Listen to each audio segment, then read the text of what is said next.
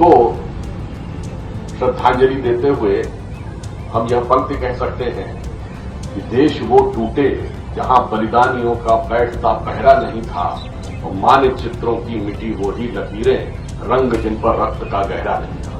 उनके मृत्यु से जुड़े बहुत सारी विचित्र घटनाएं।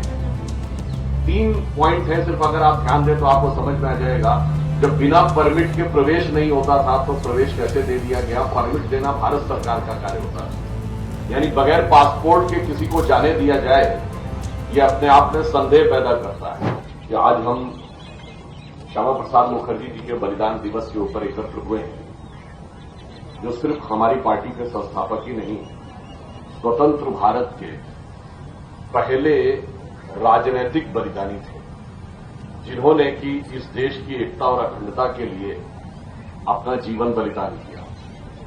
क्योंकि कोई देश एक तभी रहता है जब तक बलिदान देने के लिए एक नहीं अनेक लोग तत्पर रहते हैं। और उनको श्रद्धांजलि देते हुए हम यह पंक्ति कह सकते हैं कि देश वो टूटे जहां बलिदानियों का बैठता पहरा नहीं था और मानचित्रों की मिटी वो ही लकीरें, रंग जिन पर रक्त का गहरा नहीं था।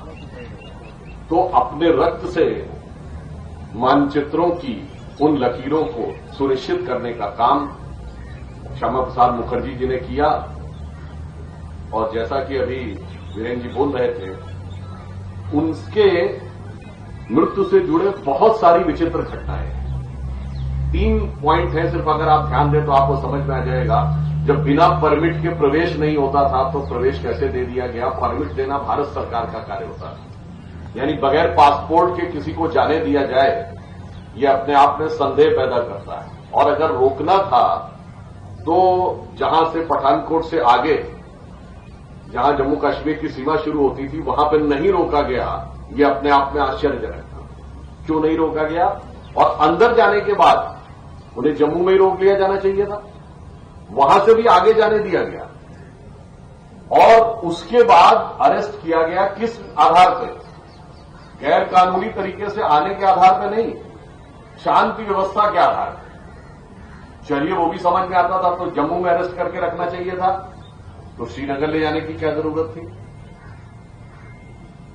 इसलिए चूंकि उस समय जम्मू कश्मीर के ऊपर भारत के सुप्रीम कोर्ट का भी कोई अधिकार नहीं था, तो उनको ये था कि यदि गिरफ्तारी पंजाब में होगी तो 1 मिनट में छूट जाएंगे, यदि कश्मीर में जाकर होगी तो वो वहां के नियम के अनुसार फैसला होना था।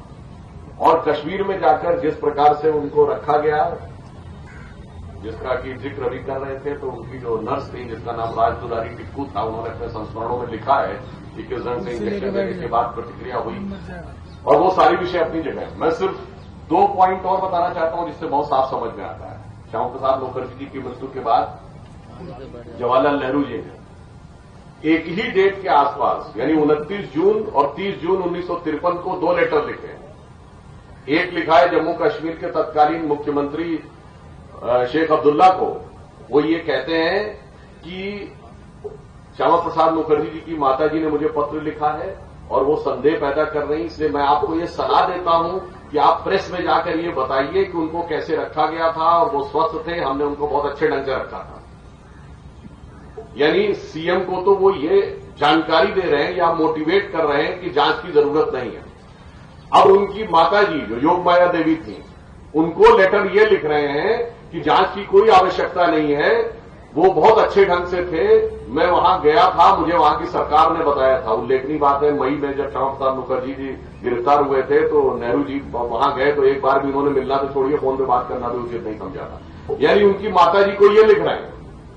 और बंगाल के मुख्यमंत्री विधान चंद्र राय को लिख रहे हैं, क्या लिख रहे हैं कि देखिए यहां पे बड़ा मामला एजिटेटेड है और आप लोग जो जांच की मांग कर रहे हैं वो जांच की मांग ठीक नहीं है, क्योंकि मुझे नहीं पता कि जांच का निष्कर्ष क्या होगा।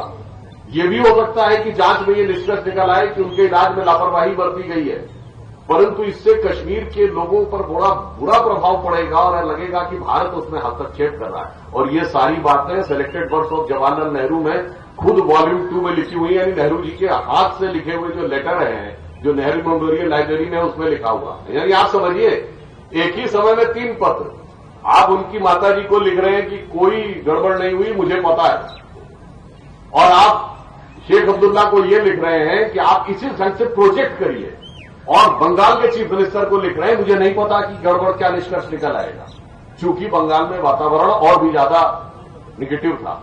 तो इससे आप समझ सकते हैं कि उनका रहस्य, उनकी मृत्यु कितने गहरे रहस्य में हुई, जबकि उनको स्ट्रेप्टोमाइसिन के इंजेक्शन दिए जा रहे थे और उनके पर्सनल डॉक्टर का कहना था कि ये नहीं हो सकता, उनका कहना था कि उनको रिएक्ट करते हैं ये सारी। और बाद में जुलाई में उनकी माताजी ने 9 या 10 जुलाई 53 को एक और लेटर लिखा था और उन्होंने कहा कि हमने आपका निष्कर्ष नहीं मांगा था, मैंने सिर्फ एक जांच मांगी थी, और जांच करने में आपको किस प्रकार की समस्या हो रही है। और आपको सभी को पता होगा, अटल बिहारी वाजपेयी जी उस समय उनके निजी सहयोगी की तरह थे, और उनको वापस भेजते समय डॉक्टर साहब ने ये कहा था। वो सारा विषय अपनी जगह पर, अगर आज के संदर्भ में देखें, ये चीज एक और चीज याद दिलाती। भारतीय जनता पार्टी जनसंघ के जमाने से 1951 से लेकर आज तक 73 साल में हमारा किसी चीज पे स्टैंड नहीं बदलता। अगर कश्मीर पे हमारा स्टैंड एक था, तो 1951 में भी यही था कि एक देश में 2 विधान, 2 प्रधान, 2 निशान नहीं चलेंगे।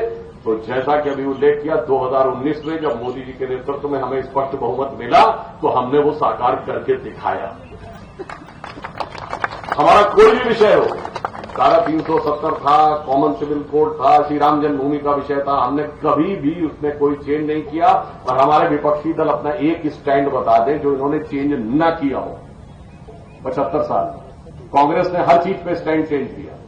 मतलब आज बताइए, वो जातिगत जनगणना की बात करते हो तो नेहरू जी ने रोकी थी, तो आप पहले कहिए नेहरू जी सही थे कि आप सही थे, या कहिए वक्त के साथ हम बदल गए। तो ये वो लोग हैं जो वक्त के साथ बदलते हैं, हम वो लोग हैं जो वक्त को बदलते हैं।